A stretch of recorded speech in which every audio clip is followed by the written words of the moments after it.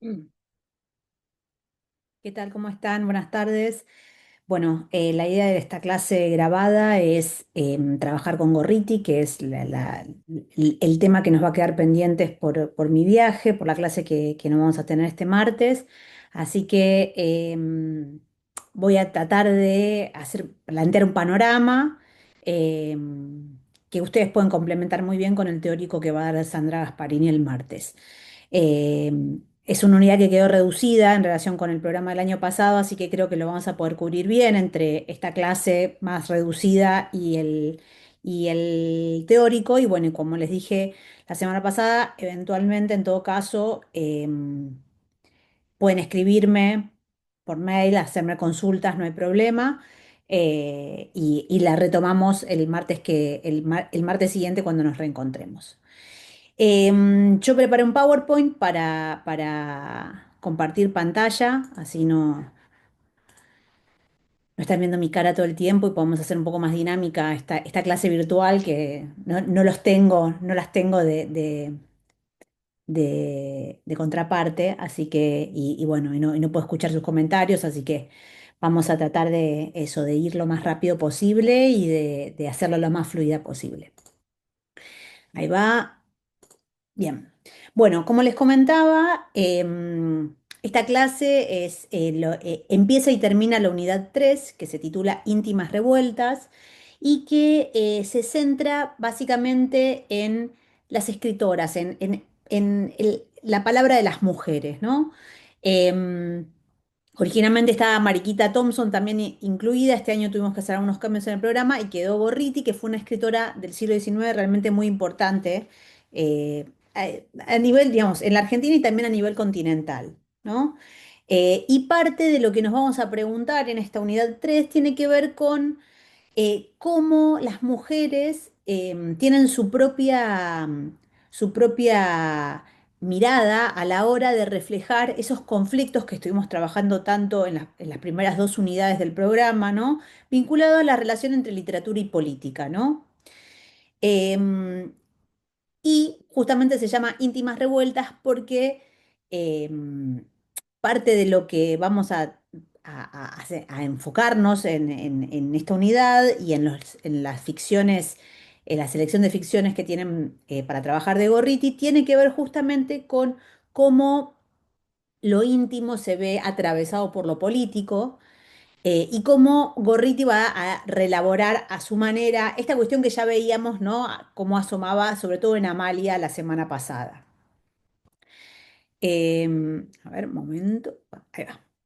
Entonces, ¿quién fue Juana Manuela Gorriti? Gorriti ya hace varios años que es alguien muy importante dentro digamos, del canon del siglo XIX. Fue una escritora muy olvidada durante gran parte del siglo XX, pero desde finales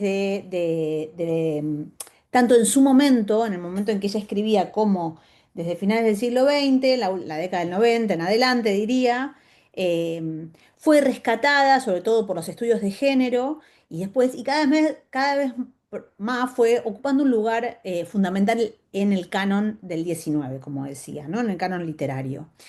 Entonces, lo primero que habría que decir en relación con, yo dije, fue una mujer muy importante de su tiempo, fue una mujer muy importante por dos cuestiones básicas que hay que tener en cuenta para entrar a la vida de Gorriti, ¿no? O tres, ¿no? Viendo ahí las fechas de nacimiento y de muerte, porque Gorriti fue alguien que tuvo una vida muy larga, como ven, ¿no?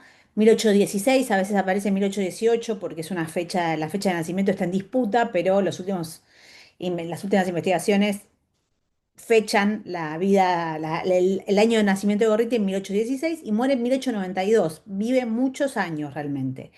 Y nace en Salta, ¿no? Y proviene de una familia que podríamos llamar, ¿no? Con un linaje patrio.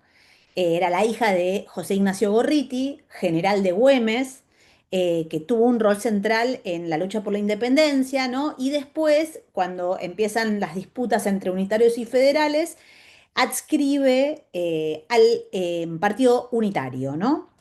Em, cuando avanza Facundo hacia el norte, hacia las provincias del norte, Gorriti que se tiene que exiliar con toda su familia, se exilia a Bolivia, donde una muy joven Juana Manuela Gorriti va a conocer a su futuro marido, entonces un militar muy joven haciendo carrera militar, que es Manuel Isidoro Belzú, ¿no? Que no solo haría una carrera militar importante, sino que sería electo 2 veces presidente de Bolivia. em, Sería asesinado, iba a ser un presidente aparte muy popular y hasta eventualmente ser asesinado en 1865 por un ex colaborador de la traición, ¿no? Lo cual va a desencadenar toda una serie de protestas populares en las que Gorriti participó. Ahora vamos a ir un poquito, voy a volver a ese tema. Entonces, tanto por una cuestión de ascendencia, ¿no? Como por con quién sería su pareja, una de las primeras cosas que tenemos que tener en cuenta para pensar en la trayectoria de Gorriti es que es una vida atravesada por los vaivenes de la revolución y de la guerra, ¿no? Y digo esto, digamos, la guerra, la revolución y la guerra va a afectar a Gorriti en múltiples sentidos, no solo porque se tiene que exiliar, sino porque su familia pierde todas sus posesiones en el proceso primero, eh, colaborando colaborando materialmente con la independencia, con las luchas por la independencia y después por el exilio, ¿no? En la guerra fratricida, digamos. Y luego, más adelante, cuando esté en Bolivia, va a eventualmente separarse de Manuel Isidoro Belzú y va a terminar trasladándose a Perú, ¿no? Dejando a sus hijas a cargo de Belzú. En ese momento las mujeres no tenían la patria potestad de sus hijas, de sus hijos. Em, en una separación que fue bastante escandalosa, la acusan a ella de adulterio, también a él, digamos, es algo, ella se va en una situación bastante precaria, se traslada en una situación bastante precaria a Lima, ¿no? Se instala en Lima y en Lima básicamente se va a mantener gracias a una escuela que funda, una escuela para mujeres, eh, en su casa. Y en estos años que ya estamos hablando de los años 50 más o menos, 40 50, Gorriti va a empezar a organizar, digamos, va a empezar a tener un rol destacado en la vida cultural limeña, que es una vida cultural que a su vez está atravesando un periodo de modernización protagonizado por lo que se llama la bohemia limeña, que está, digamos, que es, digamos, como se llama la generación romántica peruana, ¿no? Em, Gorriti es muy amiga de, por ejemplo, figuras como Ricardo Palma, era uno de los integrantes centrales de esa nueva generación romántica, y empieza a organizar en torno de sí esto que llama Graciela Baticuore la cultura del trato, ¿no? Empieza a organizar en torno de sí una serie de actividades, a participar en las tertulias de otros, eventualmente va a organizar sus propias tertulias, ¿no? Va a participar en periódicos, va a eventualmente fundar y dirigir sus propios periódicos y va a empezar a ser muy respetada como una mujer de talento excepcional, una mujer que tiene la capacidad de agradar, de manejar esa cultura del trato y por ende de rodearse de personas que la respalden, ¿no? Pensemos esto, una mujer separada, sola, separada de sus hijas también sin fortuna, digamos, con la fortuna perdida por las luchas de la independencia, también muy aislada de su familia. Ella, hay varios relatos en los que va a recuperar esta vida familiar que se desintegra con el exilio, ¿no? Y a medida que, digamos, y con el exilio y con la muerte sucesiva de sus hermanos, de sus padres y sus hermanos, ¿no? Entonces, como contraparte también, ella logra rodearse de muchos amigos, tanto en Lima como en Argentina, ¿no? A la distancia. Entonces, como ya para tener en cuenta como rasgos centrales, lo que podemos tener, digamos, lo que podemos, que deberíamos saber es que por un lado, esto, ¿no? Gorriti proviene de una familia de un linaje patrio importante, digamos, es hija de un general de la Independencia, viene de Salta, no es porteña, ¿no? Y tuvo una vida excepcional, realmente, y es percibida como una mujer excepcional. No solo tuvo una vida excepcional, sino que es percibida como tal, ¿no? Por sus pares, por distintos motivos, tanto por su ilustración y su capacidad de agradar, y también porque es una mujer sola que se hace a sí misma, ¿no? Que se va haciendo a sí misma. En este sentido también, se habrán dado cuenta, habrán sacado la conclusión, ¿no? Pasa gran parte de su vida en el exilio, toda una primera etapa de su vida en el exilio, y va a volver a la Argentina recién en 1875, justamente porque el Estado argentino empieza a otorgar pensiones a descendientes de familiares que lucharon por la independencia, ¿no? Entonces ella vuelve a la Argentina para reclamar, y porque le es otorgada y tiene que vivir en la Argentina para que se la den, una pensión del Estado como hija de un revolucionario, ¿no? De la independencia argentina, y se va a instalar acá en Argentina hasta su muerte en 1892. Pero ella viene ya con toda una fama adquirida y con una carrera hecha, ¿no? Porque en realidad va a empezar a publicar en la prensa peruana en los años 50, ¿no? Em, como decía, es rodeada grupo de románticos peruanos y de un grupo de mujeres que también fueron muy importantes. Se llama, Francesca de Negri la llama la primera generación de mujeres ilustradas del Perú, que empiezan a escribir y a participar activamente en la prensa, ¿no? En relación con su matrimonio y su separación de Belzú, también es importante recalcar, porque es algo que va a aparecer orbitando en torno a la publicación de Sueños y Realidades, y que Graciela Baticore trabaja específicamente en el capítulo que ustedes tienen para leer como bibliografía obligatoria. em, Gorriti va a ir a visitar a sus hijas periódicamente a Bolivia, ¿no? Va y vuelve.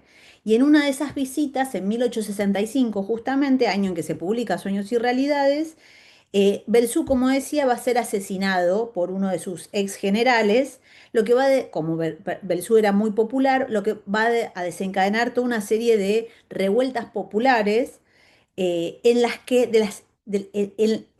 que Gorriti no solo participa, sino se va a poner al frente de ellas, y esto va a ser percibido em, con mucho resquemor en la prensa porteña, ¿no? De hecho, se habla, ¿no? Incluso de la mujer al frente de la montonera. Todo esto lo va a recuperar, insisto, Graciela, por eso simplemente lo menciono, y lo va a analizar específicamente ella en el capítulo que tienen para leer.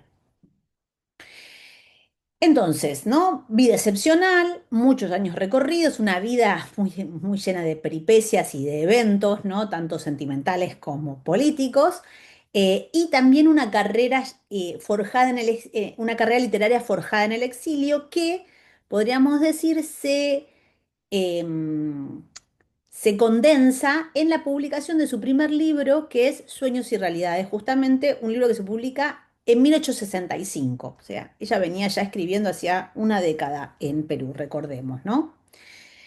¿Qué es Sueños y Realidades? Que la selección de relatos que ustedes tienen, la mayoría de los cuentos pertenecen a este libro, ¿no?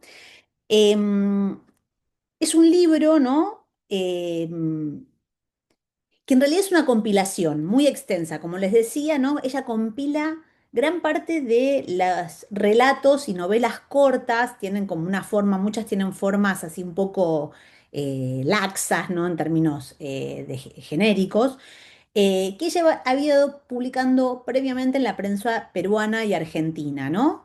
Y son bastante heterogéneas, justamente como es una compilación, son bastante heterogéneas desde el punto de vista estético y genérico, ¿no? Compilan, hay novelas cortas, hay relatos o relatos largos, ¿no? Hay leyendas reelaboradas, hay relatos biográficos, por ejemplo, Güemes, ¿no? Que introducen a personajes de su infancia, también muchos contenidos autobiográficos. Entonces, realmente es un tomo muy eh, heterogéneo desde el punto de vista de las escrituras, ¿no? Em, el tipo de escritura del cual, sin embargo, se pueden destacar dos zonas centrales, podríamos decir, ¿no? Una es lo que llamaríamos la zona andina, que son relatos que nosotros no vamos a leer, que reelaboran leyendas incaicas o episodios de la historia peruana, como, ¿no? Tienen, si ustedes ven el índice, la quena, el tesoro de los incas, quien escucha Sumaloye, la fiebre amarilla, que se vinculan sobre todo con, ¿no? Todo este periplo andino que hace Gorriti de Salta, Bolivia, Perú, ¿no? Hasta terminar en Perú, y toda esa cultura precolombina de la cual está muy inmersa ella por todos los años que vive en Perú, obviamente. Y por otro lado, con lo que Paticuore llama la zona patria, que son una serie de relatos que aluden por lo general al pasado independentista, y a la guerra civil y al rosismo, ¿no? Al pasado inmediatamente anterior.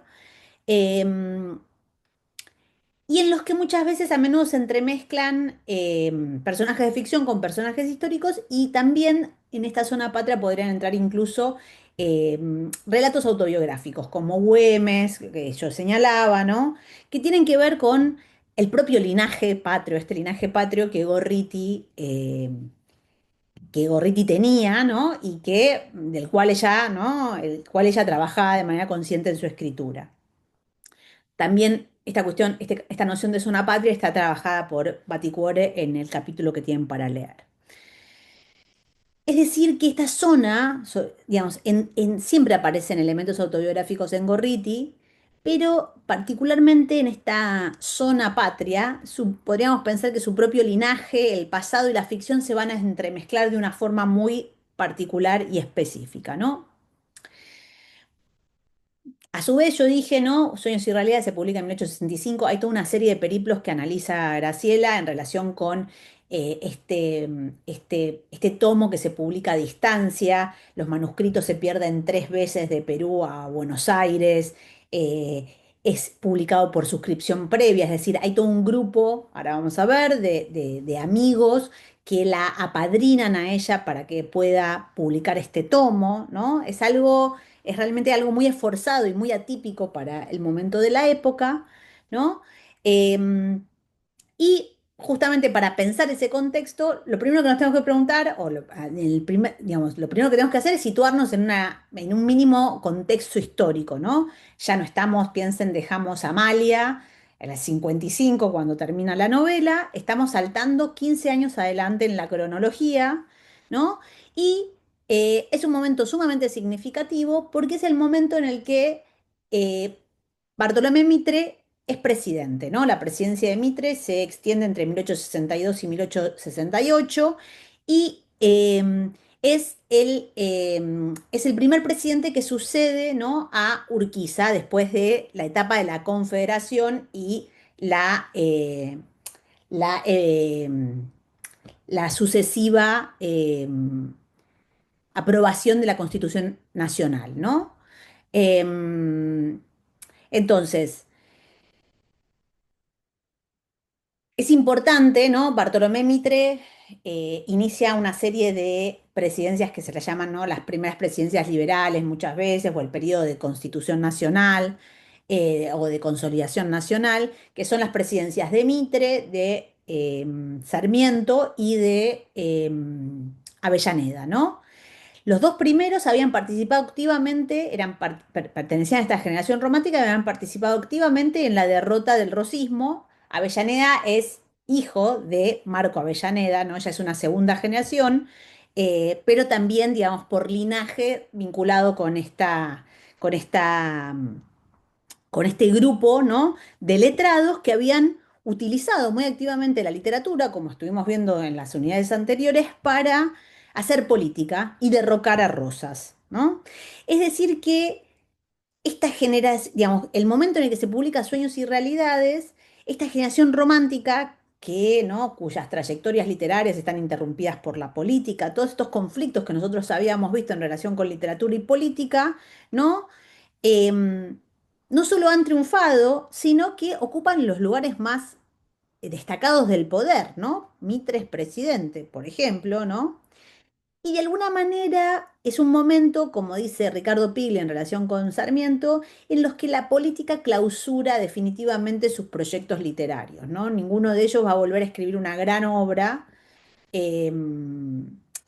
Si no, después Mitre va a fundar La Nación, Sarmiento va a seguir escribiendo, va a estar en el Nacional, ¿no? Pero ya esa idea del escritor romántico, como muchas veces lo hemos visto figurado, sobre todo con Sarmiento, con Mármol, con Echeverría, se va a ir diluyendo porque la política está muy en primer plano, digamos, ya desde un lugar de poder, ¿no? Para esto les vuelvo a recomendar el artículo de Piglia, Sarmiento Escritor, en el que justamente analiza esta tensión en Sarmiento. ¿Qué más en relación con digamos, hay una distancia temporal, esto que quiero decir, en relación con esta lucha tan encarnizada en la que la literatura ocupó un lugar tan importante para los románticos, ¿no? Por otro lado, otra cuestión importante a tener en cuenta es que estamos de nuevo en 1865 en una situación de guerra, pero esa situación de guerra ya no es una guerra interna, ya no está instalada en Buenos Aires, sino que tiene que ver con una guerra exterior, una guerra que se lucha, que se pelea más allá de las fronteras, ¿no? Estado contra Estado, que es la guerra de la Triple Alianza, en la que Argentina se asocia con Uruguay y con Brasil para luchar contra Paraguay, ¿no? Y que se va a extender entre 1864, o sea, quien inicia la guerra es Mitre y quien termina la guerra, podríamos decir, es Sarmiento en 1870, ¿no? Y es una guerra que si bien aparece como, podríamos decir, ¿no? A distancia en los diarios, esto que se lucha por fuera del territorio o en las fronteras del territorio, va a tener un impacto al interior de la generación, sobre todo porque Alberdi va a ser un gran opositor de esta guerra y va a terminar, eh, digamos, exiliado, autoexiliado en Europa por oponerse justamente a esta guerra que él declara injusta, ¿no? Injusta con Paraguay. Son digamos, tres estados uniéndose para diezmar a otro. Esto es parte de las denuncias que sostiene Alberdi, ¿no? También lo menciono, no solo para ir ubicando el texto, sino también para pensar cómo aparece la guerra cifrada en este pasado rosista. eh, y también, sobre todo, para ir acercándonos a lo que vamos a leer la otra semana cuando empecemos a trabajar con Ranqueles, ¿no? Que se publica justamente en 1870 y en la que hay varias referencias a la Guerra de la Triple Alianza en la que Lucio Mansilla participó. También aclaro, por las dudas, ¿no? Piensen que estas ficciones se habían escrito antes, o sea que Gorriti no está escribiendo al calor de la guerra. Donde va a aparecer, de hecho, la guerra de la Triple Alianza, referida con críticas bastante, digamos, solapadas, pero críticas de todos modos a la lógica de la guerra, sobre todo, y a lo que pierden las mujeres en la guerra, va a ser en Peregrinaciones de un alma triste, que es un relato que ella va a escribir en los 70, o sea, más adelante. Pero pensemos en esa caja de resonancia, ¿no? En ese contexto. Y después el último aspecto que hay que tener en cuenta de esta Buenos Aires de los 60, en donde se publica Sueños y Realidades, o esta Argentina de mediados de los 60, es la presencia de ya no una primera, sino una segunda generación romántica, ¿no? Los primeros están dedicándose a la política en lugares de poder, ¿no? Que ya no va, esta segunda generación romántica ya no es una generación que participe tan activamente en la contienda política, ¿no? Porque, bueno, los románticos son los que están en el poder, podríamos pensar, ¿no? Sino que van a rediseñar su rol dentro del campo cultural, sobre todo pensando en cómo aportar o cómo pensar una literatura patria, ¿no? Una literatura nacional. Y acá va a ser muy importante, por supuesto, la atención a el costumbrismo, el paisaje, ¿no? El color local, ¿no?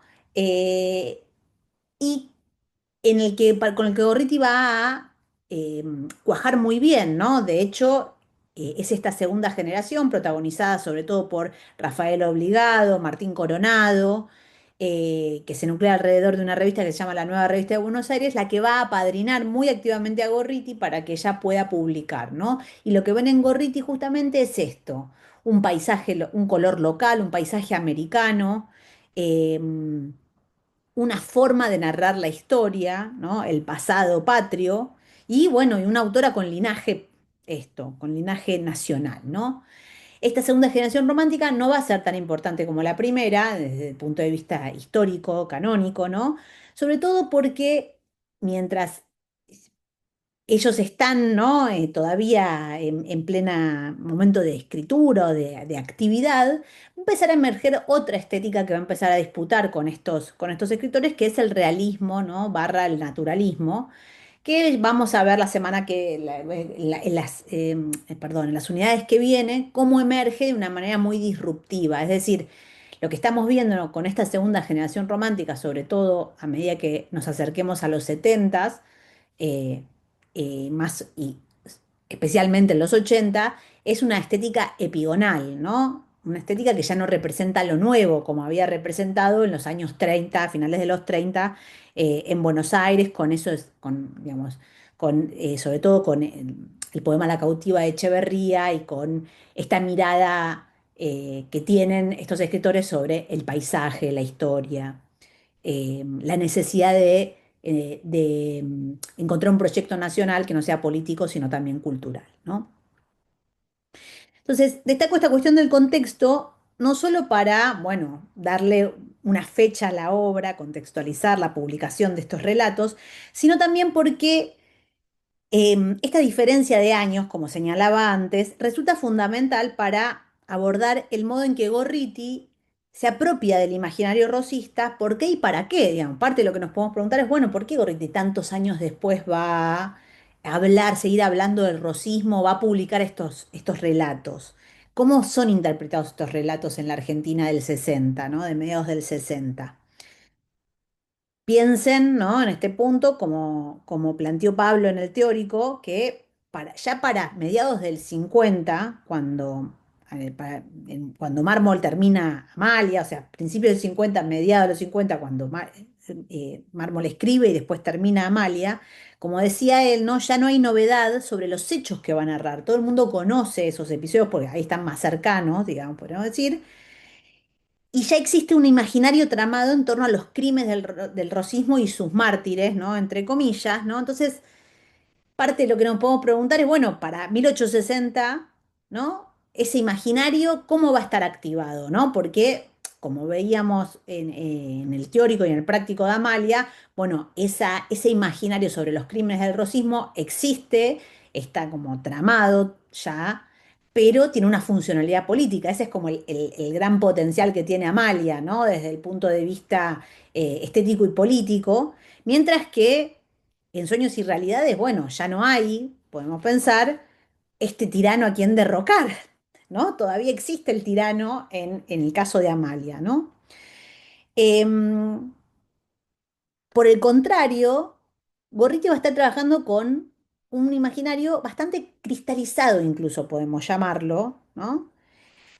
No solo por estos antecedentes de los años 40 y 50, sino sobre todo porque hacia los años 60 existe lo que Eve Molina ha llamado, ¿no? El ciclo de terror rosista, que es toda una serie de novelas que después no fueron muy importantes en términos de nuevo, desarrollo del canon, pero sí son importantes para pensar el contexto en el que se publica Sueños y Realidades, en los que trabajan activamente, son novelas románticas muy centradas de nuevo en procedimientos folletinescos, como veíamos en el caso de Amalia, em, que vuelven al pasado rosista para contar las atrocidades del rosismo, ¿no? Entonces, por ejemplo, menciono algunos títulos: El prisionero de Santos Lugares, del 57, Aurora y Enrique, o sea, la Guerra Civil, de 1858, Santa y Mártir, de 20 años, de 1857 también, ¿no? Un crimen más, del 59, que son todas novelas, esto, muy de segunda línea, de autores no tan importantes como Mármol o como Sarmiento o como Echeverría, pero que van a retomar, a brevar en este imaginario cada vez más esto cristalizado, ¿no? Ahora bien, ¿qué lugar ocupa Gorriti en este panorama? ¿No? Podemos pensar, ¿es lo mismo? ¿Es tan olvidable como estas otras novelas? Y parte de lo que me gustaría empezar a pensar, ¿no? En relación con la selección que nosotros vamos a tener, es cómo Gorriti va a trabajar muy activamente y de una forma muy consciente sobre ese imaginario cristalizado, ¿no? Es más, podríamos pensar en grados de novelización y de ficcionalización de los hechos políticos, ¿no? Desde un punto, ¿no? Desde un Facundo, que como veíamos, ¿no? Noveliza y expande y tensiona sus propias ideas, hasta una Amalia en la que la ficción está totalmente puesta al servicio de la acción política, hasta, ¿no? Estos relatos de Gorriti en donde ya directamente la cuestión del testimonio y la veracidad de los hechos está totalmente atravesada por la ficción, ¿no? Parte de lo que nos podemos preguntar con estos, hay como una especie de espectro que vamos a cubrir, un arco, ¿no? Y parte de lo que nos podemos preguntar en este sentido, bueno, ¿cuánto pesa el testimonio y la verdad en aquello que ella relata, ¿no? Todo es como que todo se termina convirtiendo un poco en leyenda en el caso de Gorriti, en estos relatos, ¿no? Y en base a esto, o sea, es claramente el pasado, no hay una relación tan, tan directa entre aquello que se denuncia y la acción que se está buscando, la acción política que se está buscando en el contexto de escritura, ¿no? Como veíamos en Facundo o en Amalia. Entonces, lo que nos podríamos preguntar es, bueno, ¿qué va a hacer específicamente Gorriti con ese pasado? Y para decir qué, para qué vuelve al pasado, ¿no? ¿Qué hace con el pasado y para qué? Entonces, de la selección, yo les decía, ¿no? El libro es mucho más amplio. Nosotros tenemos seleccionado los títulos que tienen ahí en el Power, ¿no? Que es El guante negro, La hija del mazorquero, El lucero del manantial y La novia del muerto, que tienen, es una selección justamente porque tienen numerosos elementos en común y me interesa destacar para empezar a trabajar de una forma más específica con los procedimientos, ¿no?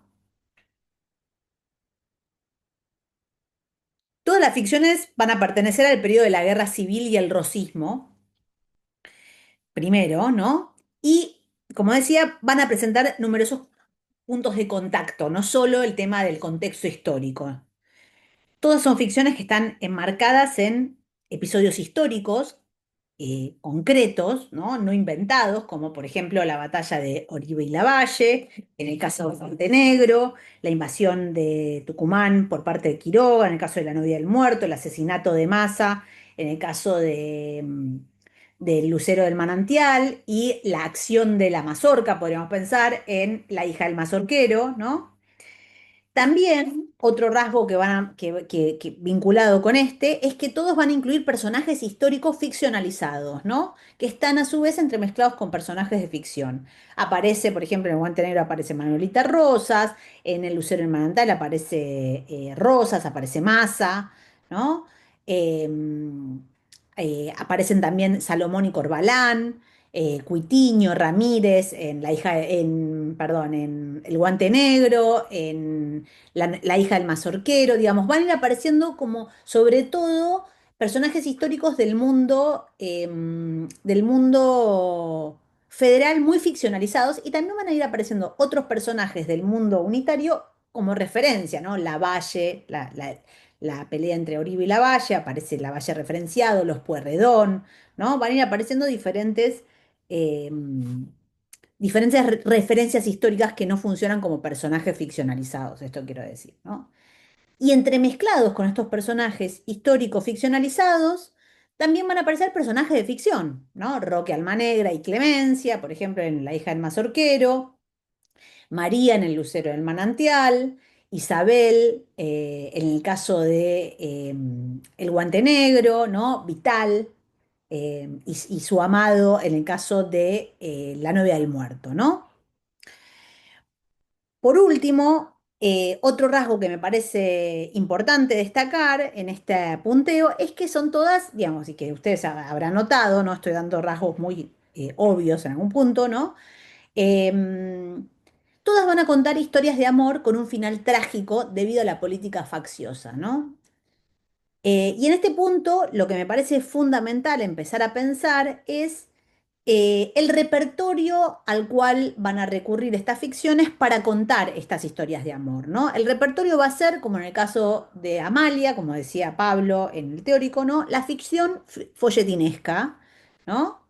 Que incluye procedimientos muy típicos de, ¿no? Que aparecen en las novelas de Dumas o de Sue, mencionaba Pablo, ¿no? Como, por ejemplo, los personajes idealizados, maniqueos incluso, villanos buenos y malos, villanos y héroes, ¿no?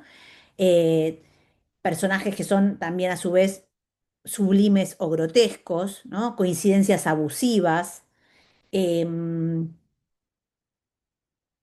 Y sobre todo, podríamos pensar, ¿no? Mucha peripecia, mucha presencia y protagonismo de la peripecia. Y en el caso de estas historias, podríamos pensar en una inflexión todavía más específica, que es la del melodrama filial, ¿no? ¿Por qué digo esto? Que es parte de, digamos, uno de los, podríamos pensar, subgéneros eh, más populares de la ficción folletinesca decimonónica. Menciono esto porque gran parte del núcleo del conflicto de estas historias tiene que ver con las familias, ¿no? Eh, es la familia lo que organiza la trama y procesa los conflictos de la sociedad, como el melodrama filial va a plantear esto, ¿no? En el caso de Amalia, ¿no? La conformación de esa familia es imposible, eso es lo que se trata de conformarse y se deshace, ¿no? Acá todo pasa por relaciones entre padres, hijos, madres, ¿no? Jóvenes que se enamoran de, cual Romeo y Julieta, ¿no? De eh, otros jóvenes del bando contrario, de la facción política contraria, ¿no? Es decir, que son ante todo historias trágicas de amor, ¿no? La referencia a Romeo y Julieta es constante en estos relatos, pero también son historias de familias, y esto me interesa marcarlo, ¿no? Diezmadas por la política, como la familia de la propia Corriti, podríamos pensar, ¿no? Y por la guerra. Las madres se convierten en asesinas, los padres quieren asesinar a sus hijos o asesinan a sus hijos, ¿no?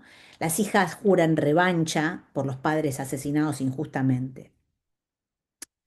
En este sentido, podemos pensar que son ficciones que toman muchos de los procedimientos centrales de Amalia, como ya dije, ¿no? Pero a la vez presentan diferencias importantes con esta última, no solo por la extensión del relato, ¿no? Son relatos breves, a diferencia de Amalia, ¿no? Que ya se plantea como una ficción por capítulos en un principio, ¿no? Y por el hecho de que su autora es mujer, cosa no menor, ahora vamos a pensar un poco más específicamente esta cuestión un poquito más adelante, sino también y sobre todo porque en las historias que cuenta Gorriti se expande un aspecto que ya está en Amalia, como analizó Pablo, pero que se resolvía dentro del verosímil realista. Y me refiero muy específicamente a la cuestión del gótico, ¿no? En estos relatos, la presencia del gótico y las consecuencias que va a producir en la trama desde el punto de vista político y literario, ¿no? Como trabajó Pablo tanto en Facundo como en Amalia, ya se ve el repertorio gótico actuando para pensar en determinados personajes, sobre todo, ¿no? La figura del monstruo y el fantasma en el caso de Quiroga y de Rosas en Facundo, la ciudad oscura, lúgubre, tomada por la barbarie en el caso de Amalia, ¿no? Lo fantasmagórico que trabajábamos en relación con la casa sola. En Amalia, nosotros en Práctico, ¿no? Pero siempre este clima que aparece, ¿no? Este mundo gótico que aparece, sobre todo muy asociado a ciertos espacios y a ciertos climas, se resuelven siempre de manera dentro del verosímil realista, ¿no? Como decía. Esto se ve muy claramente, por ejemplo, en la escena de Amalia, ¿no? Amalia y que comentábamos en la clase pasada, Amalia en Olivos, en la casa sola, eh, con Eduardo que piensa que ve un espectro y resulta ser Mariño, ¿no? Bien, antes de entrar entonces a esta cuestión, a ver cómo Gorriti trabaja con el gótico, me gustaría así puntear algunas cuestiones vinculadas con la definición de gótico, ¿no? Que nosotros en clase todavía no vimos por el momento y en prácticos, en teóricos, Pablo mencionó, pero no específicamente, ¿no? Este texto es un texto que da mucho, trabaja mucho Pablo Anzolaverde y Sandra Gasparini, que ellos justamente tienen un grupo de investigación que trabaja mucho estos temas, temas vinculados con el terror, con el gótico en la literatura argentina, y que les voy a pasar porque resulta muy útil para tener como en mente los procedimientos a la hora de entrar en estos textos, ¿no? Fred Botting es un investigador especializado justamente en el gótico y va a hablar justamente más que de géneros históricos, él va a estar pensando, si bien parte de fechas específicas, va a pensar siempre en como un modo narrativo, ¿no? En cierta estética vinculada con lo gótico, ¿no? Y en esta línea, Botting va a definir el gótico justamente como una escritura del exceso. Eso es lo primero que va a mencionar, ¿no? Que surge como una contranarrativa, dice Botting, que pone de manifiesto la cara oculta del racionalismo y sus valores humanistas, ¿no? El gótico es algo que viene a demostrar, denunciar por exceso eso que, dice Botín, el racionalismo y en la ilustración ha intentado domesticar, ¿no? Esconder, diría el gótico, ¿no? Y es una estética muy vinculada, dice Botín, al ascenso de la novela en la Inglaterra del siglo XVIII, ¿no? La expansión de la novela. De hecho, ¿no? Hay un famoso libro de Watt, de Ian Watt, que se llama The Rise of the English Novel, ¿no? El ascenso de la novela inglesa, que es justamente trabajar el siglo XVIII, ¿no? Em, y que en el caso del gótico se va a combinar de una manera muy particular, dice Botin, con todo el proceso, digamos, todo el proceso revolucionario francés y su deriva sangrienta en los últimos años y cómo Inglaterra procesa eso que está viendo del otro lado en la Francia continental, ¿no? Del otro lado del Canal de la Mancha. Por este motivo, dice Botin, justamente por eso son contranarrativas. De hecho, dice Botin, el gótico en sus inicios es reaccionario. Después, lo que pasa es que empiezan a surgir otros significados a partir del gótico, de lo que muestra el gótico en estos excesos, ¿no? Pero inicialmente aparece como una narrativa de advertencia, ¿no? Miren lo que está pasando, miren lo que puede pasar si damos rienda suelta a estos excesos, ¿no? Por este motivo, dice Boting, el gótico se concentra en aquellas amenazas vinculadas con las fuerzas naturales y sobrenaturales, ¿no? Los excesos imaginativos, las transgresiones religiosas y sociales, la corrupción moral y espiritual que aqueja a sus personajes, ¿no? Y por eso, justamente en este sentido, los relatos góticos funcionan para Boting como un reservorio, dice él, de ansiedades culturales que se condensan en motivos y climas recurrentes. Y la cuestión de los climas y el lugar en los espacios es fundamental, ¿no? En el gótico, ¿no? Aparece lo tortuoso, lo misterioso asociado a lo que amenaza la vida cotidiana, ¿no? Muy ligado a determinados espacios, por eso se habla de hecho específicamente del locus gótico, ¿no? Que son espacios desolados, alienantes y llenos de amenazas, ¿no? No sé, perdón, tengo unos vecinos que están jugando en el patio, no sé si se llega a escuchar, perdón, me disculpo si distrae. ¿No? Son, como decía, ¿no? Espacios desolados, alienantes y llenos de amenazas que se cifran en determinados lugares ruinosos, abandonados, como por ejemplo los castillos, las abadías, los bosques tenebrosos, ¿no? Pensando todo esto, pensando en la novela europea gótica, ¿no? Y también ciertas figuras, como los espectros, los monstruos, los demonios, los esqueletos, las osamentas, ¿no? Los aristócratas y los monjes diabólicos como villanos, todo esto, todas estas figuraciones tienen que ver justamente con estos motivos y climas recurrentes que amenazan la vida cotidiana de las personas. En base a estas definiciones generales, Boting va a proponer, ¿no? Propone pensar el gótico como una práctica, dice él, productora de emoción excesiva cuyo núcleo central es la transgresión. Lo fundamental que cuentan estas novelas tiene que ver con la transgresión de las convenciones sociales y morales, ¿no? A partir de una emoción excesiva. Y justamente como la transgresión funciona como elemento central de estas novelas, dice él, la ambivalencia va a pasar a ser uno de sus objetivos y efectos. Él dice, bueno, en realidad nosotros, si bien las novelas se plantean desde, proponen ciertas advertencias, pues hay que ver cómo leen esos excesos los lectores y lectoras, ¿no? Eh, allí donde hay amenazas también hay deseos, empieza a ser ambivalente el gótico en relación con aquello que denuncia, ¿no?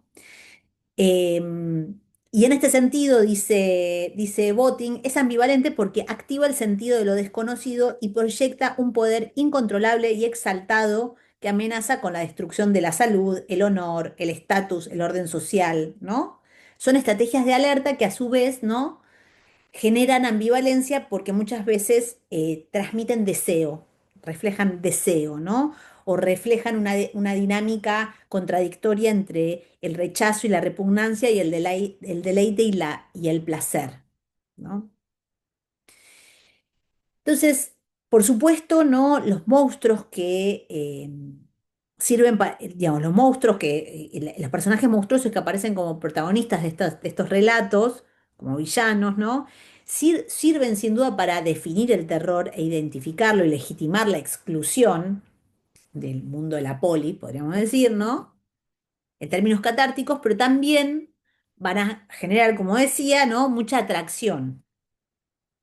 Entonces, es importante tener en cuenta esta especie de doblez o de ambivalencia que el gótico plantea de una forma inevitable en aquellos excesos que narra, ¿no? El narrar lo excesivo, dice Boting, también genera atracción, ¿no? Ya lo veíamos con lo que pasa con Rosas, por ejemplo, en Facundo.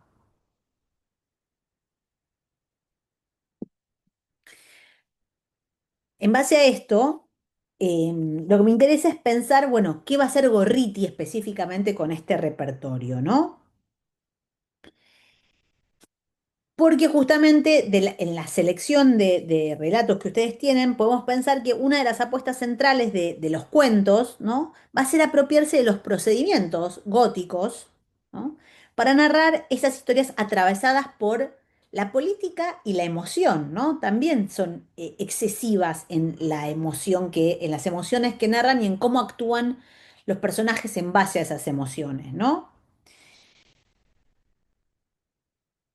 Entonces, parte de lo que podemos, o lo que me gustaría plantearles es que es justamente esta idea, ¿no? Que Gorriti va a retomar elementos del gótico y los va a reinventar en clave local. Ahora bien, ¿cómo lo hace?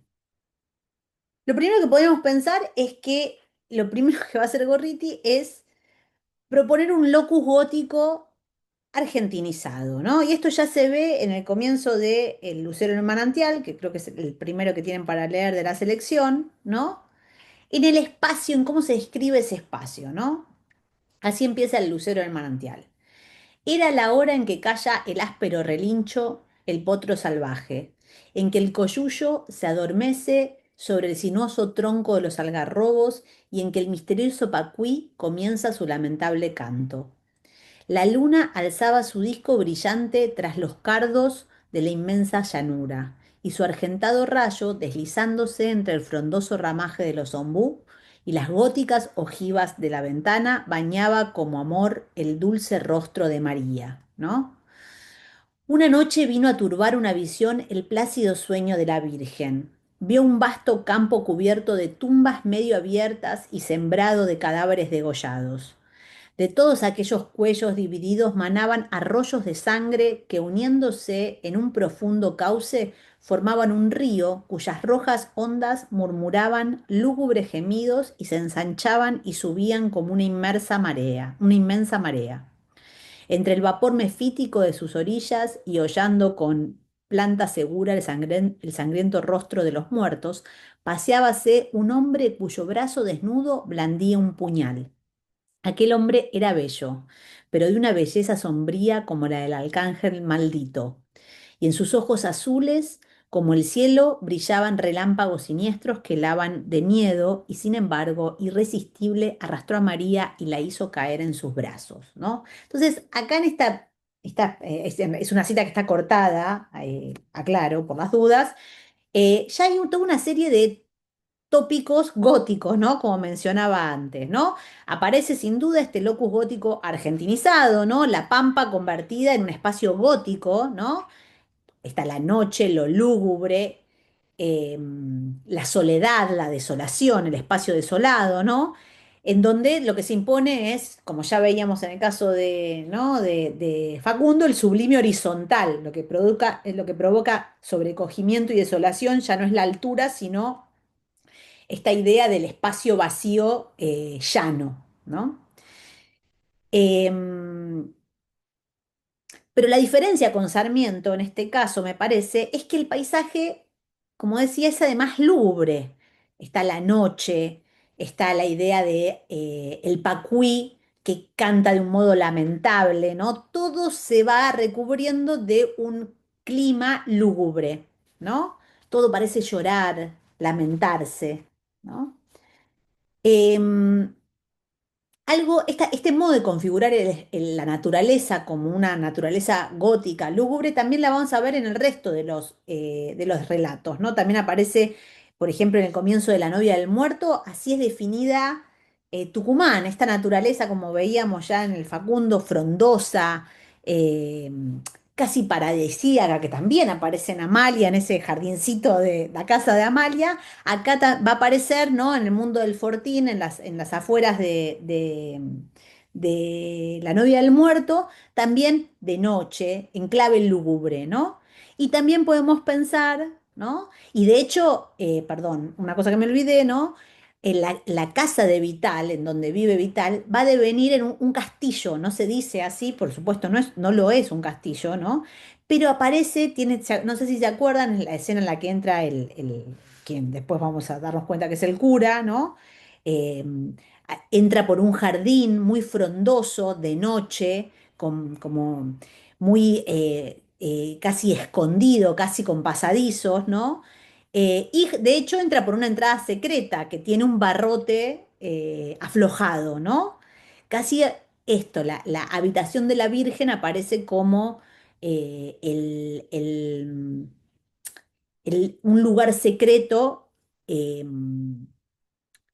eh, custodiado por toda esta naturaleza eh, abrumadora y tenebrosa. Y también podemos pensar, ¿no? Estoy dando diferentes ejemplos de locus góticos.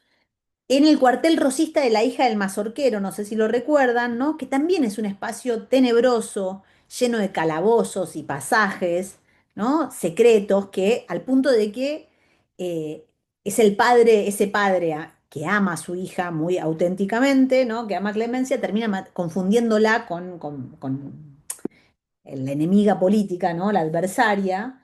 eh, Porque no ve, es tan oscuro que no ve y mata confundido a su hija, ¿no? Y también podemos pensar, digo, estos son todos rasgos góticos, ¿no? En el guante negro, ¿no? Cuando Wenceslao activa una puerta secreta para encontrarse con Isabel, ¿no? Todos estos son típicos espacios del locus gótico, típicos modos de contar, de narrar el locus gótico, ¿no?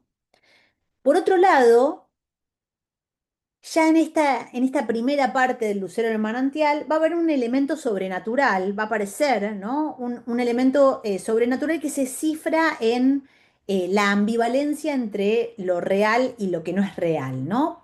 En el caso de María va a estar tematizado en el sueño. María sueña con estos cadáveres, ¿no?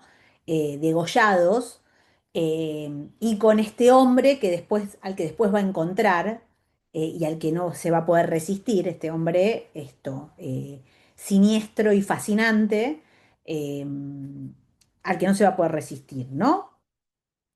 Y de nuevo, el sueño es algo, esta idea del elemento sobrenatural va a aparecer en los otros relatos de la selección, ¿no? Por ejemplo, como en el caso de Isabel y su capacidad de adivinación en el guante negro, ¿no? Eh, y en el poder que ella, en esa mezcla entre locura y esto, adivinación, otorga ese guante, ¿no? Que parece que en un momento le vacía el pecho a Wenceslao, ¿no? Y también podemos pensarlo en el sueño de Vital. Vital no entiende si estuvo con su marido o estuvo con un espectro y eso, cuando descubre que su marido ha muerto, no sabe con quién ha estado, piensa que estuvo con un espectro y enloquece. Esta es la idea de, ¿no? Lo que se plantea en La novia del muerto. Y también a su modo, ¿no? En La hija del mazorquero, con esta figura espectral, toda vestida de blanco, que digamos, Clemencia se esconde paradójicamente o irónicamente con una capa blanca y va salvando vidas, las vidas que su padre destruye en la ciudad gótica de Buenos Aires, ¿no? Y es confundida todo el tiempo con una virgen, una santa, un espectro, no se sabe bien qué es, ¿no? Entonces, lo sobrenatural aparece como un elemento central de la trama que genera mucha confusión a los personajes, ¿no? A diferencia de lo que pasaba en Amalia, que se desambigua rápidamente, ¿no? Hay muchos puntos de contacto entre estas heroínas y Amalia, pero en la novela siempre eso se resuelve de una forma realista. En cambio, en el caso de Gorriti, eh, es mucho más ambiguo el juego con eso sobrenatural que está circulando en estas vidas, ¿no? Bien, punteo acá algunas. Y otra cosa que quiero señalar, sigo avanzando con otra cita, pero ya vamos a ir retomando otras cuestiones, ¿no? Es que, bueno, acá tienen, ¿no? Una serie de aproximaciones que ya se ven en esta primera cita del Lucero del Manantial, como este locus gótico argentinizado, como planteaba yo, ¿no? No solo porque habla de La Pampa muy específicamente, sino que Gorriti se encarga de marcar todos los usos, los términos locales, ¿no? El coyuyo, el pacuí, el ombú, ¿no?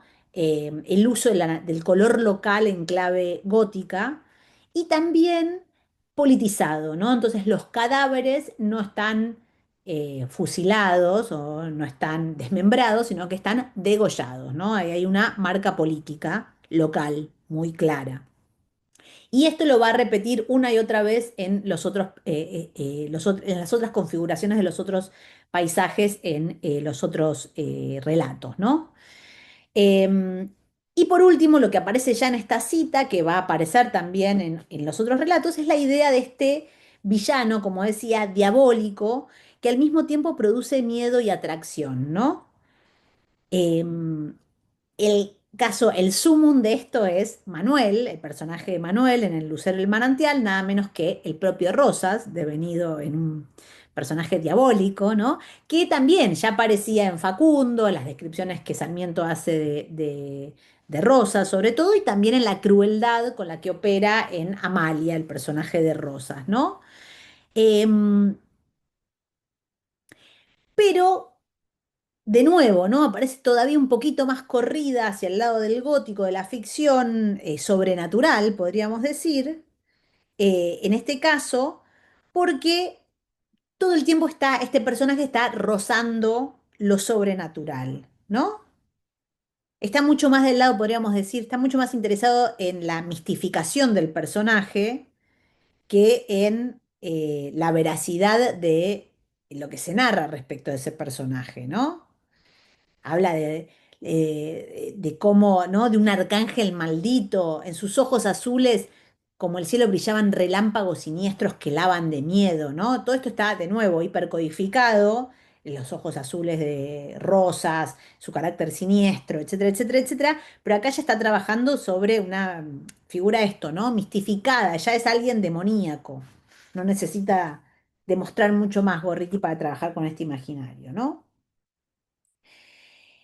en esta clave, la idea del villano gótico, ¿no? Un villano que no hay razón, sino que es el mal puro, el mal encarnado, siempre relacionado con esto, un bien absoluto y un mal absoluto, lo diabólico, también va a aparecer, ¿no?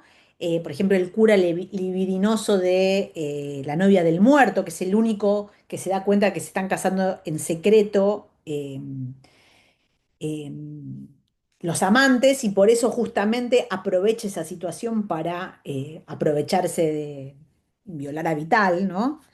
Em, y también podríamos pensar con cierta ambivalencia, ¿no? En un personaje como el de Isabel, que también, como más del lado de, digo, perdón, menciono el del sacerdote porque yo decía, ¿no? Boting señala que el sacerdote perdido por el deseo sexual reprimido, es un típico diabólico, es un típico personaje de la novela gótica, ¿no? Europea. Em, como decía, ¿no? En el caso de Rosas está mucho más presente el imaginario rosista político. Y en el caso de eh, Isabel, por ejemplo, en el Guante Negro, también aparece esta cierta ambivalencia de quien puede, de quien por sentimientos excesivos puede dejarse llevar, ¿no? Puede ejercer su poder y llevar a la muerte a otro, ¿no? Isabel es fascinante para Wenceslao. Wenceslao no puede renunciar a su amor por ella y eso es lo que lo conduce a la muerte, a traicionar a su propia familia y lo conduce a la muerte, ¿no? Y esto está muy marcado también en el texto. No leo para no, para poder seguir avanzando y no hacer tan larga la clase, pero que ella se da cuenta que hay maldad en Isabel, esto es lo que quiero decir, justamente por su propio sufrimiento, por este padre que han asesinado los federales y que ella, y por los celos que siente por Manuelita, ¿no?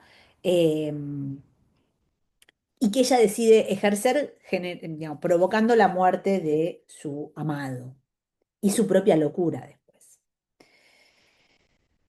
Bien.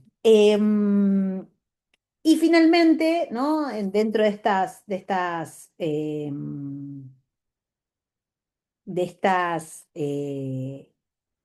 apropiaciones que fui marcando, ¿no? Esta idea de la heroína casta y débil, que también aparece muy claramente en María, ¿no?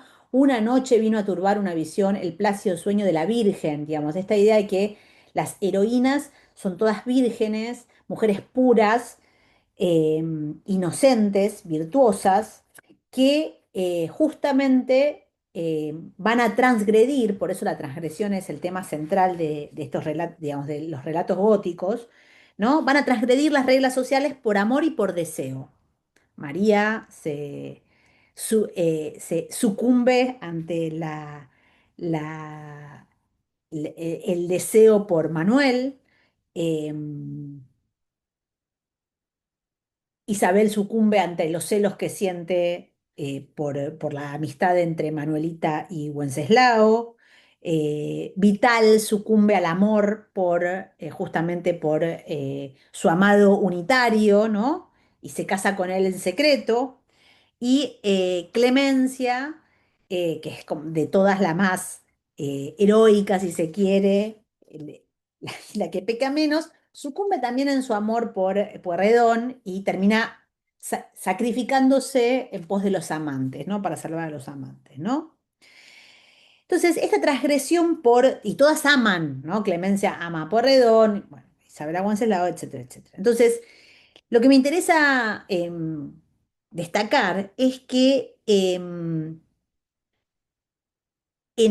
el caso de la transgresión de todas estas heroínas, la transgresión es sexual y política, ¿no? O la transgresión sexual lleva a la transgresión política, ¿no? Todas se enamoran de hombres de la facción contraria, por eso hablamos de Romeos y Julietas, ¿no? Piensen en Amalia. Amalia no se enamora de Cuitiño o de Mariño, se enamora de un igual, de Eduardo Belgrano. Su amor está destinado al fracaso por otra razón, que es la política, justamente, la política autoritaria, fanática del rosismo, no porque ellos transgredan las leyes, ¿se entiende? O sea, en todo caso quiebran la ley del dictador, pero no las leyes de sus propias familias, de su adscripción familiar, ¿no? Estas mujeres sí, transgreden las leyes, eh, las leyes políticas, o sea, se enamoran de hombres del bando contrario, y también las leyes del honor, digamos, las leyes sexuales, en el sentido de que todas, en mayor o menor medida, ¿no? Desobedecen los mandatos de su género, ¿no? Se casan en secreto o están con hombres sin casarse, etcétera, etcétera.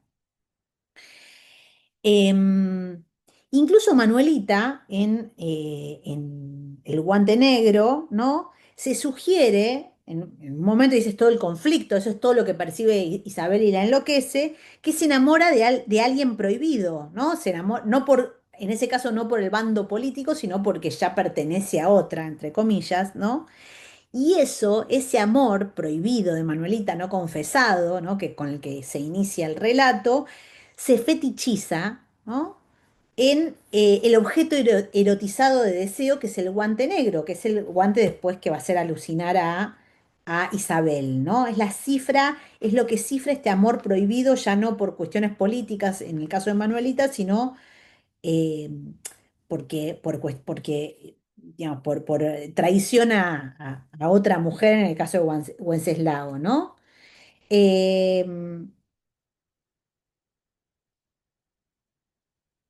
Dice, ¿no?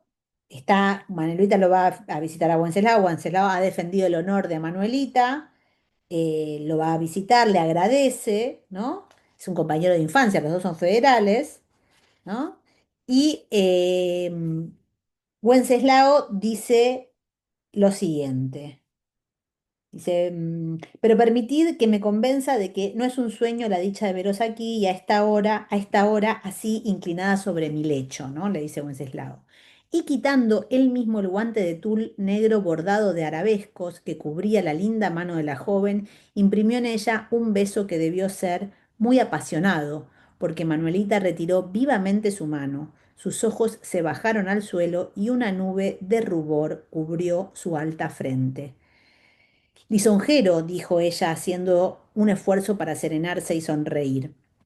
¿Qué hay de más natural que el que yo me encuentre aquí a esta hora, así inclinada sobre vuestro lecho?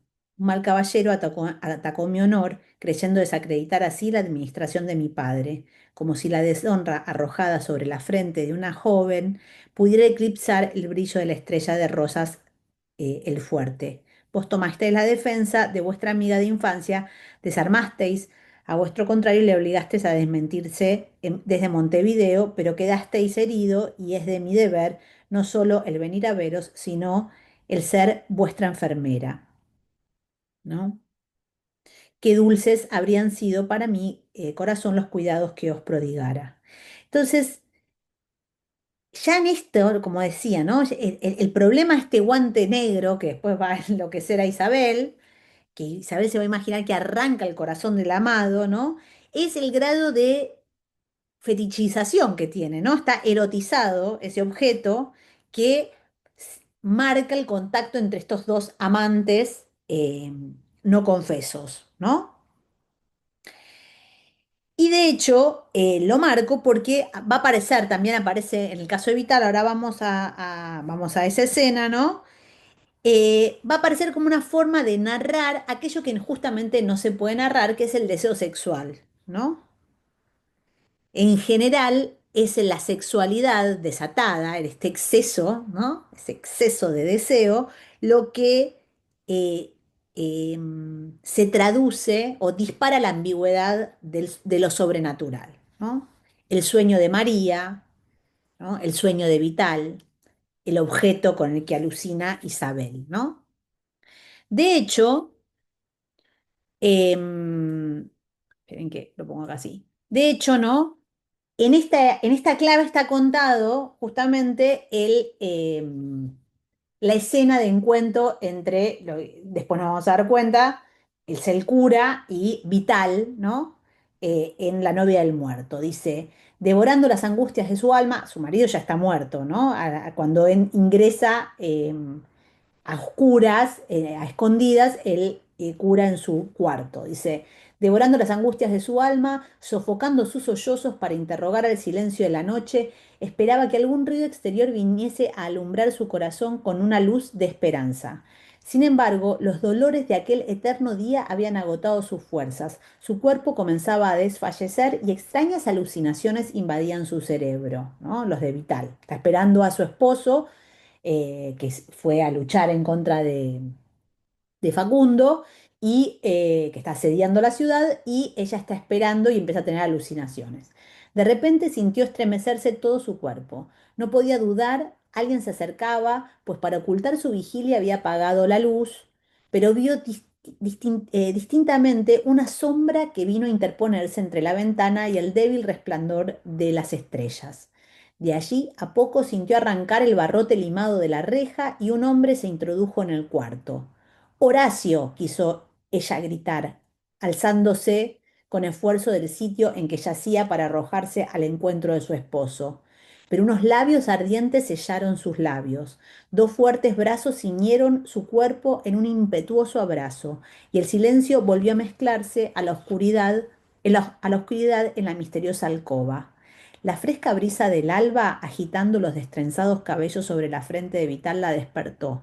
Hallábase sola, ningún indicio en torno suyo revelaba la presencia de Ravelo. De aquella noche no le quedaba sino un recuerdo helado y terrífico.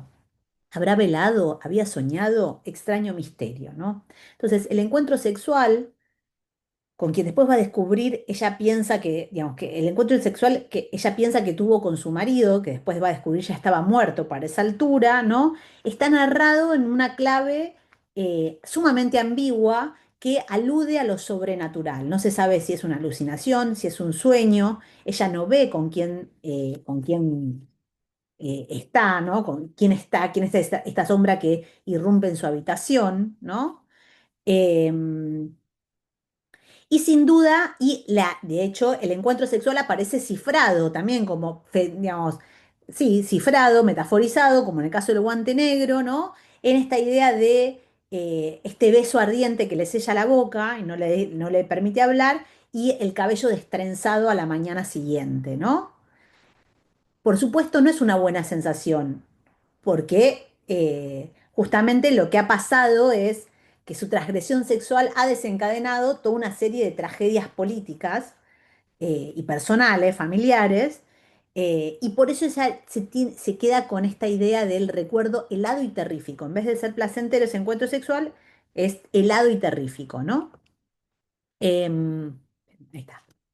Entonces, de nuevo se recurre a lo sobrenatural, diríamos, ¿no? Del gótico, el elemento sobrenatural, para cifrar la sexualidad, ¿no? En una escena en la que todo el tiempo se combina el miedo y el deseo, y que sirve para contar, o sea, se sirve de este repertorio para contar justamente la subversión de las costumbres, ¿no? Que es aquello que se silencia en la trama, justamente el encuentro sexual, ¿no? Ahora bien, parte de lo que pasa, ¿no? Podemos pensar, como decíamos, yo decía en la clase pasada, las mujeres que intervienen en política en Amalia o son monstruosas, si es deliberado, esa búsqueda es activa y deliberada, devienen monstruosas, como en el caso de Doña Josefa, o, o grotescas, como en el caso de Marcelina, o bien están destinadas a finales trágicos como en Amalia, que no se propone, la política irrumpe en su vida, ella no se propone participar en política, y de todas maneras, ¿no? Tiene un trágico final, porque muere Belgrano, eh, diciéndonos que la política facciosa destruye vidas, ¿no? Y que la política y el amor de alguna manera deben permanecer también separados, ¿no? Planteaba yo, ¿no?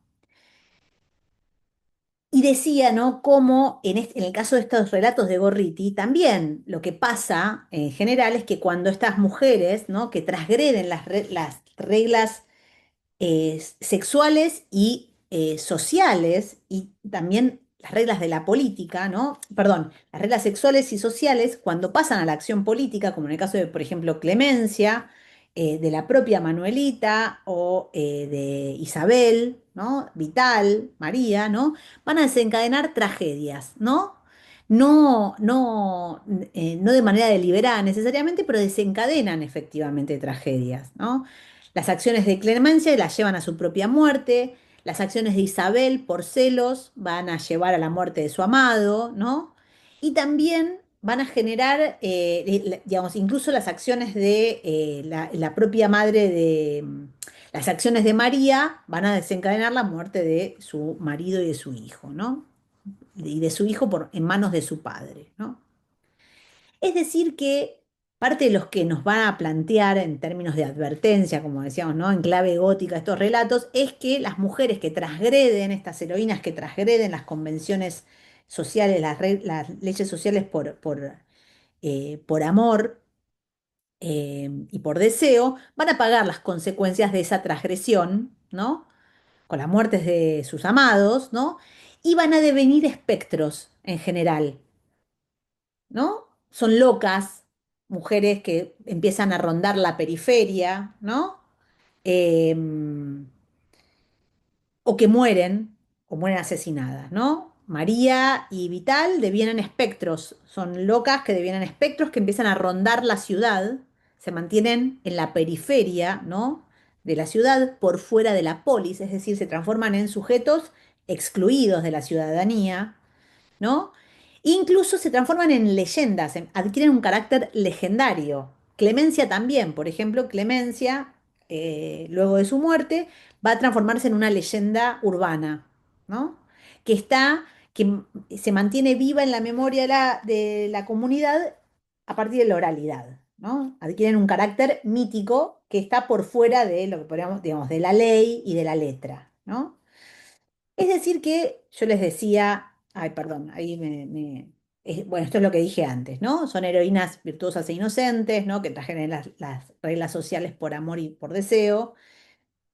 Esa transgresión es de carácter sexual y político, ¿no? Como decía, cuando pasan la acción política desencadenan tragedias y pagan las consecuencias de esa transgresión, ¿no? Con las muertes de sus amantes en general, de sus de sus sujetos amados, y devienen espectros. En este sentido, yo planteaba al principio como pregunta, bueno, ¿qué hace Gorriti con el gótico y para qué? ¿Por qué volver una y otra vez a este repertorio años después, ¿no? Y podríamos pensar, ¿no? Que la clave en el juego de apropiación del gótico, en los relatos de Gorriti, es la política, ¿no? En el medio está, en el medio del conflicto que va a narrar Gorriti, va a latir la política y la lucha de facciones en la Argentina, ¿no? Federales y unitarios, rosistas, antirrosistas, pero a diferencia de lo que plantean Sarmiento, ¿no? Que vimos en Sarmiento, en Echeverría, en Alberdi, en Mármol, los relatos de Gorriti hacen foco primero en las mujeres son las heroínas, ¿no? Y hacen foco no solo en las mujeres, sino en cómo las mujeres son las principales víctimas de la guerra. Ya no se trata de Belgrano y Daniel, sino que se trata de estas mujeres que no pueden participar activamente de la guerra, no están en el campo de batalla, pero sin embargo se ven directamente afectadas por ese campo de batalla, ¿no? Como en el caso de Vital, que está en las orillas de la ciudad, ella está esperando al amante y termina sucediendo todo lo que sucede, ¿no? O sea, se ven afectadas por lo que sucede en el campo de batalla sin participar del campo de batalla, viendo morir a sus seres queridos. Ahora bien, ahí hay una crítica a la lucha de facciones. Esto es lo que quiero decir. En vez de elegir una, si bien Gorriti era hija de un unitario y claramente los rosistas son la barbarie, son los bárbaros, ¿no?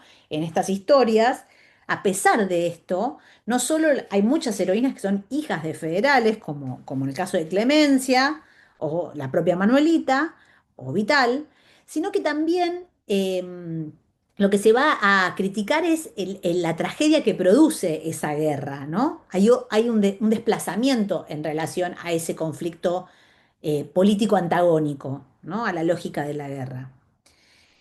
Y es más, ¿no? No solo esto, no solo está esta crítica, sino que lo que se narran todo el tiempo estos relatos es que la transgresión de estas heroínas tiene un carácter afectivo, no político. Lo que siempre está por encima de todo es el amor, ¿no? No la política. Que acá hay un claro contrapunto con Facundo y podríamos decir eh, resuelve de otra manera también lo que plantea Amalia. En Amalia el conflicto era el amor y la política, termina perdiendo el amor, ¿no? Frente a la política. Y acá también pierde el amor frente a la política, pero la mirada es mucho más crítica, no está desdoblado el héroe como en Amalia, que está Daniel y Belgrano, que es justamente los reclamos que le hace Daniel todo el tiempo a Belgrano, ¿no? Que piensa en amor cuando tendría que estar pensando en política.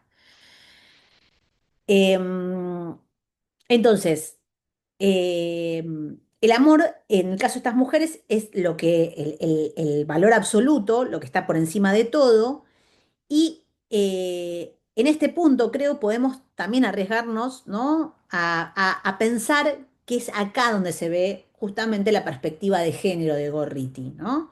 En el foco puesto en las mujeres, en el modo en que ella piensa esta idea de los afectos y especialmente en el modo en que ella va a retratar o va a plantear en contrapunto la actitud de los padres y de las madres. Por eso yo decía, ¿no? Hay como una mucho más que en Amalia, una presencia muy fuerte de la idea del melodrama filial, como la familia como organizando el conflicto y procesando los conflictos sociales, ¿no? Em, los padres son filicidas en los relatos de Gorriti, ¿no? Manuel mata a su hijo, no reconocido, digamos.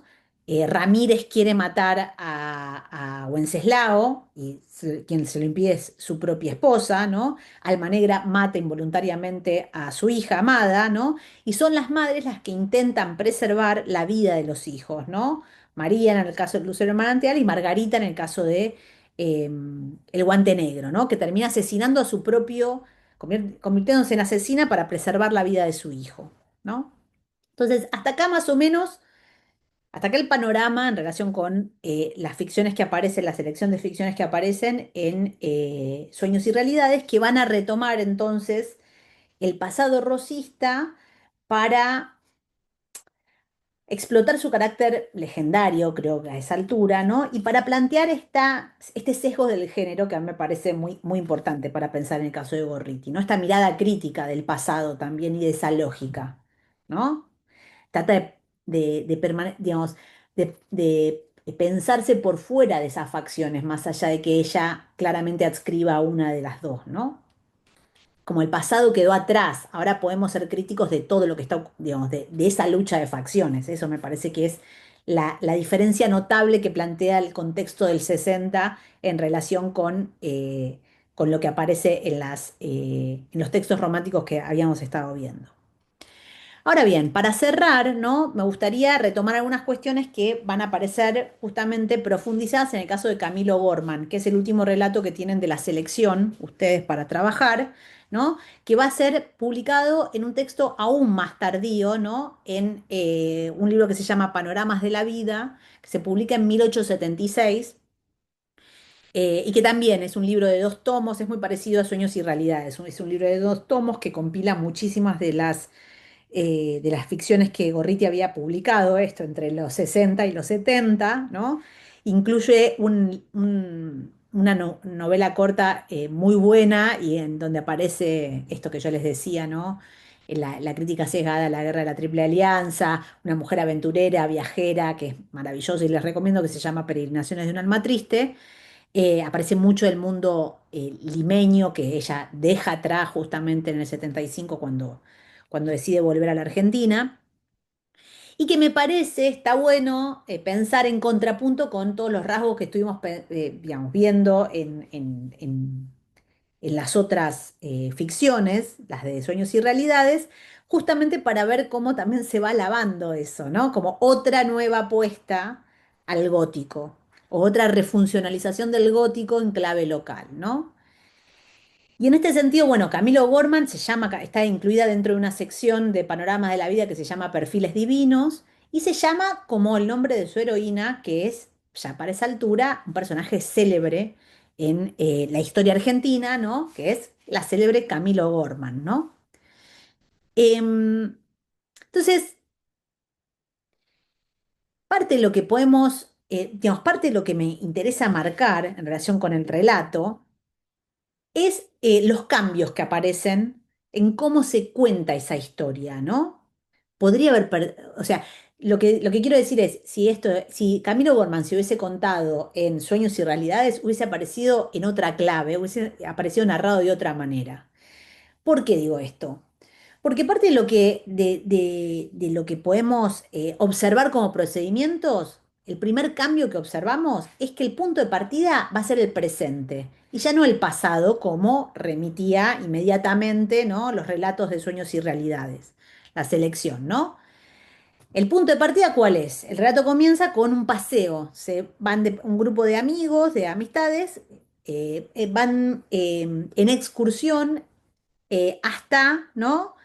San Martín, el pueblo de San Martín se llama, ¿no? Y ese relato es un relato, podríamos decir, es como hay un relato enmarcado, ¿no? Muestra un presente pacífico y moderno. Hay lugar para el ocio, hay lugar para irse de paseo, ¿no? A las afueras de la ciudad. Las afueras de la ciudad ya no son peligrosas ni fantasmales, ¿no? Y de hecho está marcado por lo moderno, se toman el tramway, dice ella, la narradora, asumimos que es una narradora, eh, hasta las puertas de Parque Saavedra, ¿no? Eh, que también traza nuevos límites para la ciudad, ¿no? Si antes el límite era Palermo, ahora ya hay un nuevo límite que tiene que ver, que está corrido y que tiene que ver con toda esta zona más de quintas, ella habla de la verdura, ¿no? La alfombra de vegetación, ¿no? Y estos espacios que, podemos pensar como Olivos en Amalia, eran tan fantasmales, ahora son espacios de disfrute, esparcimiento, turismo, me atrevería a decir incluso, ¿no?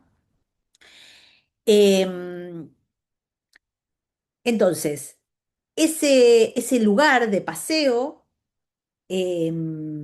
va a disparar un relato enmarcado, que es el relato del coronel, ¿no? Que es un recurso que Gorriti va a usar mucho en Panoramas de la Vida, tiene que ver con esta idea de cómo circulan las historias y de cómo ella va a tematizar esa oralidad, ¿no? Que configura la confidencia, ¿no? El entre nos que se traza, una intimidad que se traza para compartir historias, ¿no? Em, a diferencia de Sueños y Realidades, en que los hechos son los hechos. Sin embargo, ¿no? Más allá de que el punto de partida sea el presente, ese presente no va a dejar de estar atravesado por la memoria, ¿no? Una memoria marcada ante todo por, de nuevo, el linaje patrio, ¿no? La narradora alude desde un principio a los héroes de la independencia, ¿no? Eh, ve esa zona de santos lugares y piensa en Belgrano, en Saavedra, en Rivadavia, en San Martín, ¿no? Y piensa en sus propios parientes, ahí aparece la idea del autobiográfico, ¿no? Que son los Pueyrredón, ¿no? Y también una memoria que queda condensada en el espacio, como que queda atrapada en el espacio marcado por el terror, ¿no? Hay una memoria que es el linaje patrio, esa memoria que se reivindica, y por otro lado otra memoria que está como encerrada en los espacios, ¿no? Que es ese lugar de santos lugares, ese fuerte de santos lugares, que también aparece, ¿no? No sé si se acuerdan, en Amalia. em, y lo que, como califica la narradora, ¿no? La siniestra celebridad de ese lugar, ¿no? Celeridad, dice ahí, pero es celebridad, ¿no?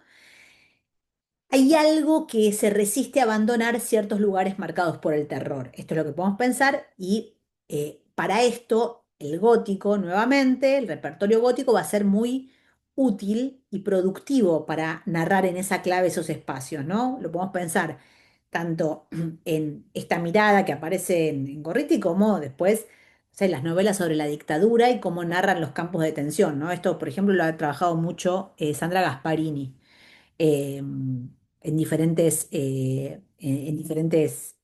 novelas, ¿no? Entonces, algo que queda condensado en el espacio. Y por ahí pasa el locus gótico, ¿no? Entonces, El repertorio gótico sirve en este caso para codificar el espacio. Y ese espacio, digamos, y en este sentido ya no se trata de narrar la pampa bárbara y la ciudad asediada por el terror, como aparecía en Sueños y Realidades, sino de cómo el pasado habita en clave espectral esos espacios de terror, ¿no? Que funcionan como, diríamos, espacios de memoria, entre comillas, ¿no? Santos lugares, es una ruina, es algo que ya no está activo, ¿no? Y unido a este espacio, la memoria aparece configurada, dice el coronel, como una cadena interminable de reminiscencias, de identidades misteriosas que resucitan el pasado y reconstruyen lo desvanecido, ¿no? Es decir, la memoria ya no aparece como algo del orden de lo fáctico y de los hechos, sino como algo del orden del sujeto, que ocurre en la propia subjetividad, ¿no? Que trama cada individuo en relación con su propia experiencia, ¿no? Ahí también hay un corrimiento de la verdad que propone reconstruir, ¿no? Sarmiento, cuando habla de los testimonios, de las exageraciones que le critican, cuando también Mármol habla de un testimonio de época, ¿no? Al futuro, cuando escribe Amalia, sino que acá directamente ya la memoria aparece configurada dentro del texto como algo del orden de la subjetividad, ¿no? Y, y de una parcialidad, digamos, de la imposibilidad de la objetividad, ¿no? Ya no es una verdad total que pueda explicar la Argentina, como en el caso de Facundo, sino que es algo que recuerda el coronel y que comparten entre un grupo de personas como una confidencia, ¿no? Esto es lo que viene a contar el coronel, ¿no? Su propia historia. Em, que también acá hay otra cosa importante, ¿no? Va a reservar hasta el final el dato histórico, ¿no? Que es que esa mujer a la que ama, a la que él amaba, ¿no? En secreto es la propia Camilo Gorman, como él va a descubrir, ¿no? O sea que la diferencia, en este caso, ¿no? A diferencia de los relatos de Sueños y Realidades, donde digamos, la referencia histórica está desde el principio, se nos dice quién es quién, ¿no? Eh, y va a pasar en todo caso por contar estos episodios que rozan lo sobrenatural o que juegan con lo sobrenatural, ¿no? En este caso, la intriga no pasa por lo que le sucede al personaje, ¿no? Ya sabemos lo que le sucedió a Camilo Gorman, es súper conocido, sino por quién es esa joven que que llama al coronel y que al final descubrimos es Camila, ¿no? Es como una entrada un poco al bies, sesgada al mundo de la historia y al personaje de Camila, ¿no? Esto por un lado, también hay como un corrimiento de cómo se aborda la historia, esto que es lo que quiero decir. Y como en el caso de sus otras heroínas, de las otras heroínas, Camila también va a aparecer configurada de manera espectral, ¿no? A ella, ¿no? La encuentra, primero es una voz angelical, después la encuentra en la ciudad nocturna, ella enfundada en una capa, ¿no? En situación de fuga, ¿no? Y solo ve fugazmente el rostro de ella cuando enciende un fósforo, ¿no? Em, y también va a aparecer vestida como una túnica, pero todas esas, como esos rasgos del repertorio gótico, de nuevo nos van a aparecer como verosimilizados, podríamos decir, entre comillas, ¿no? En clave realista, ¿no? Porque la túnica blanca ya no es la túnica que viste Clemencia para ir por la ciudad salvando vidas, ¿no? Sino que es, la túnica con la que le van a María rondando la ciudad en su locura, cuando muere su hijo, sino que es la túnica blanca que lleva a María como prisionera, ¿no? Al momento de morir, eh, y que no va a desprender alusiones sobrenaturales, esto es lo que quiero decir, ¿no? Y a su vez, ¿no? Camila se va a transformar en una leyenda, ¿no? Se llama Camilo Gorman, el relato, todo el mundo conoce al interior, en la diégesis del relato, quién es Camilo Gorman, ¿no? Es una leyenda, pero no tiene un carácter fantasmal real, entre comillas, ¿no? Material, ¿no? No sé, no, ese carácter legendario, como aparecía en Clemencia, en Vital o en María, no aparece cifrado en clave gótica, no es que son espectros que circulan, sino no se juega con la idea de que el fantasma de Camilo Gorman circula por santos lugares y sin embargo sí hay una idea de que el pasado habita el presente, ¿no? Está como contado en otra clave, recuperada en otra clave esa idea de un pasado que renuncia a irse y un pasado que sirve para explicar el presente, como ya aparecía en Facundo también. Entonces, lo que me parece que nos sirve para pensar Camilo Gorman es cómo en los 70, ¿no? Ya nos vamos acercando al momento de eclosión de la novela realista en la Argentina, eh, se van como lavando, difuminando los elementos góticos en Gorriti, pero persiste esta idea, sigue persistiendo esta idea de que eh, la política facciosa, digamos, las principales víctimas de la política facciosa son las mujeres, de que transgredir el orden social y moral lleva a la muerte, ¿no? Em, de que en la época de antagonismo político, que fueron las guerras civiles y el rosismo, la intimidad de las mujeres se ve asediada, invadida y destruida, ¿no? Y de que son las mujeres las que preservan los afectos y la familia en contraposición a los hombres, ¿no? Ahí me parece que están esos temas de Gorriti se repiten, lo que pasa es que está corrido el modo en que están narradas en cada caso estas historias, ¿no? Así que bueno, hasta acá la presentación y hasta acá el análisis de los cuentos. Obviamente yo hice un recorrido personal, ¿no? Que ustedes van a poder complementar con la lectura de la bibliografía, que, ¿no? El texto de Graciela Batiguore se centra más en el problema de la autoría y cómo Gorriti usa sus textos para trabajar, convertirse en autora, convertirse en escritora, y el de Sandra viene muy bien para este programa porque también trabaja en contrapunto eh, Facundo con Gorriti, escenas de Facundo con La novia del muerto. Así que les recomiendo los dos y también, obviamente, que vayan al teórico de Sandra del Martes, que va a ampliar toda esta información y todas estas cuestiones que yo estuve analizando en la clase. Así que bueno, nos encontramos el otro martes después del parcial. Yo después ya voy a mandar un mail sobre las consignas del parcial y con la lectura de Mansilla. Les pido que arranquen con Ranqueles. Nos vemos.